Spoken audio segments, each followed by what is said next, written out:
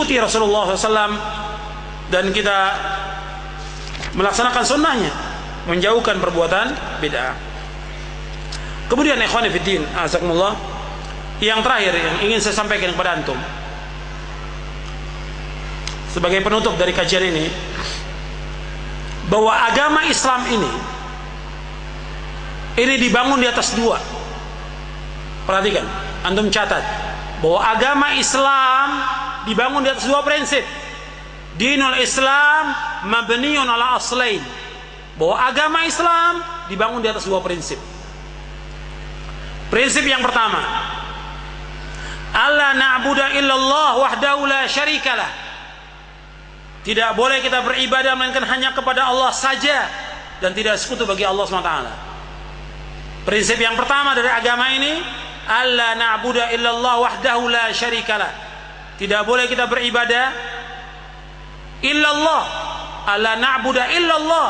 Tidak boleh kita beribadah melainkan hanya kepada Allah saja, tidak ada sekutu bagi Allah. Ini prinsip yang pertama. Prinsip yang kedua, alla na'budu illa bima syara'a fi kitabihi aw fi sunnati rasulih Muhammad sallallahu alaihi wasallam, la bil bid'ah wala bil ahwa. Prinsip yang kedua, alla na'budu illa bima syara'a fi kitabih. Tidak boleh kita beribadah melainkan menurut apa yang Allah syariatkan dalam kitabnya, atau fi sunnati rasulih, atau dalam sunnah rasulnya sallallahu alaihi wasallam Muhammad sallallahu alaihi wasallam, la bil bid'ah wala bil ahwa. Tidak boleh kita mengikuti bid'ah dan tidak boleh kita mengikuti hawa nafsu.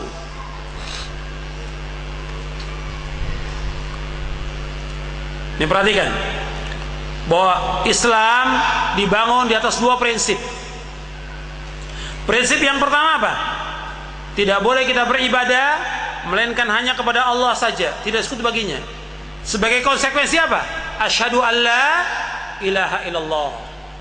Yang kedua, tidak boleh kita beribadah melainkan menurut apa yang Allah syariatkan dalam kitabnya, dalam Al-Quran, dan apa yang disyariatkan dalam sunnah Rasulnya Muhammad SAW. Tidak boleh kita berbuat bid'ah, tidak boleh berbuat bid'ah, dan tidak boleh mengikuti hawa nafsu. Ini disebutkan oleh Syekhul Islam dalam kitabnya Iqtida' as-Siratal Mustaqim, kemudian juga dinukil oleh para ulama yang lainnya. Dan ini yang kedua sebagai konsekuensi dari wa asyhadu anna Muhammadar Rasulullah. Prinsip yang pertama ini, ikhwani fiddin, azakumullah, bahwa kita tidak boleh beribadah hanya kepada Allah saja. Banyak ayat dalam Al-Quran, di antaranya wa'budullaha wa la tusyriku bihi syai'a. Beribadahkan kepada Allah, jangan kalian berbuat syirik. Ayat yang lain, wa qada rabbuka alla ta'budu illa iyyah wa bil walidaini ihsana. Allah telah mewajibkan tidak boleh kalian beribadah melainkan hanya kepada Allah saja, dan hendaklah kalian berbuat baik kepada kedua orang tua. Dalam ayat yang lain, Nabi sallallahu alaihi wasallam disuruh untuk mengajak ahlul kitab untuk masuk ke dalam Islam, sebagaimana Allah berfirman dalam surah Ali Imran ayat 64. Allah berfirman, qul ya ahlal kitab ta'alau ila kalimatin sawa'in bainana wa bainakum alla na'budu illallah wa la nusyrika bihi syai'a wa la yattakhidha ba'duna ba'dan arbaba min dunillah fa in tawallaw faqulu asyhadu bi anna muslimun. Katakanlah wahai ahlul kitab, kemarilah kepada satu kalimat yang sama antara kami dengan kalian. Tidak boleh kita beribadah melainkan hanya kepada Allah. Tidak boleh kita menyekutukan Allah. Tidak boleh sebagian dari kita menjadikan sebagian yang lain sebagai Tuhan-Tuhan selain Allah. Apabila kalian berpaling, saksikan bahwa kami orang-orang Islam. Jadi tidak boleh menyekutukan Allah dalam suatu apa juga. Tidak boleh. Ini konsekuensi asyhadu an la ilaha illallah. Kemudian yang kedua, yaitu kita beribadah kepada Allah menurut apa yang beliau syariatkan. Tidak boleh dengan bid'ah. Tidak boleh. Kewajiban kita untuk ittiba.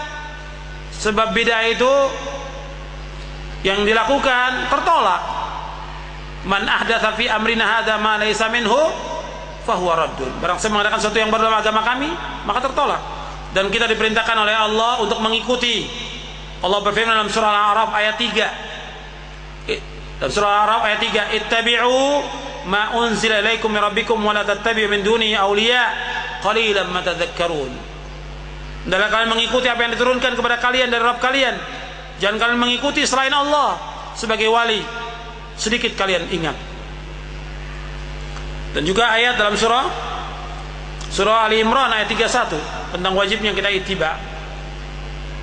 Dan kemudian juga kita konsekuensi dari syahadat asyhadu an la ilaha illallah wa asyhadu anna Muhammad Rasulullah, kita wajib ikhlas dalam ibadah kepada Allah dan kita wajib untuk ittiba.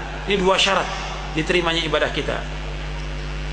Sebagaimana penafsiran Fudail bin Iyad ketika menafsirkan ayat dalam surah Al-Mulk ayat 2. Surah Al-Mulk surah 67 ayat 2, "Alladzi khalaqal mauta wal hayata liyabluwakum ayyukum ahsanu amala." Allah yang telah menciptakan mati dan hidup untuk menguji kalian siapa di antara kalian yang paling baik amalnya. Siapa di antara kalian yang paling baik amalnya? Kata Fudail bin Iyad rahimahullah, "Akhlasuhu wa aswabuhu." Yang paling baik amalnya yaitu yang paling ikhlas, yaitu dia mengerjakan semata-mata karena Allah. Kemudian yang paling baik amalnya yaitu yang paling benar. Yang paling benar maka muwafiqan li sunnati Rasulillah, yaitu yang sesuai dengan sunnah Rasulullah sallallahu alaihi wasallam. Ya, ini saja yang perlu saya sampaikan dalam kesempatan ini. Mudah-mudahan bermanfaat kajian kita tentang wajibnya kita memahami tentang syahadat ini, asyhadu an la ilaha illallah wa asyhadu anna Muhammadar Rasulullah. Dan untuk pembatal-pembatal syahadat tentunya butuh waktu, karena pembahasan ini satu pembahasan yang panjang. Jadi saya tidak sempat membawakan tentang masalah ini karena panjang pembahasannya tentang pembatal-pembatal syahadat. Jadi sampai di sini dulu kajian kita, mudah-mudahan bermanfaat untuk saya dan untuk sekalian. Wassallallahu ala Muhammadin sallallahu alaihi wa ala alihi wasallam. Ada beberapa pertanyaan yang masuk. Tidak semuanya bisa saya jawab. Yang bisa saya jawab yang tidak, wallahu a'lam bissawab.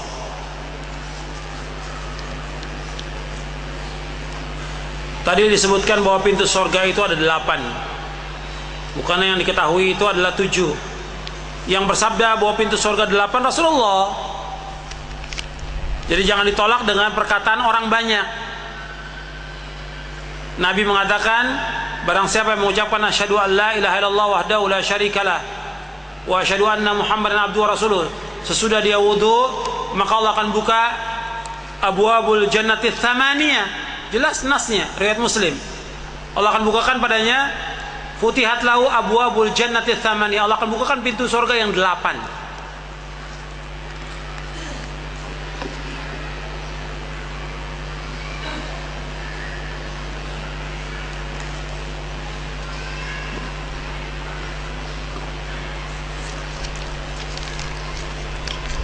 Di Indonesia ini kenapa ukhuwah Islamiyah ini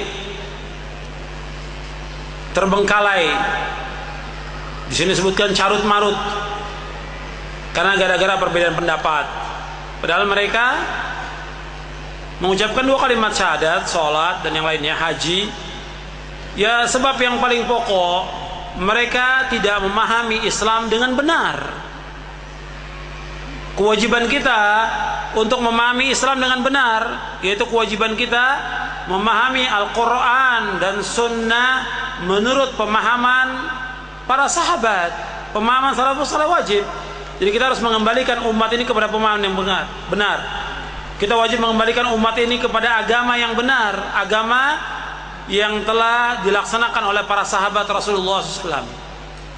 Allah akan memberikan jaminan izzah, kemuliaan apabila umat ini mengikuti jejak para sahabat. Jadi terjadinya perpecahan karena umat tidak kembali. Nabi sudah sebutkan akan terjadi perpecahan, tapi Nabi memberikan solusi, yaitu berpegang pada Al-Quran dan Sunnah ala fahmi salaf. Fa'alaikum bisunnati wa sunnatil khulafa'ir rasyidil mahdiyyin.